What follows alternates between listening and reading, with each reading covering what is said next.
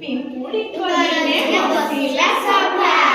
ବିଚାରିଲେ ଆକୁ ଚାଷ କରିବା। ଯତନେ ତିଆରି କଲେ। ବାଛି ବାଛି ଚାରା ଲଗାଇ ଦେଲେ। କିଆରୀରେ ଦେଲେ ବାଡ଼ ଘେରାଇ।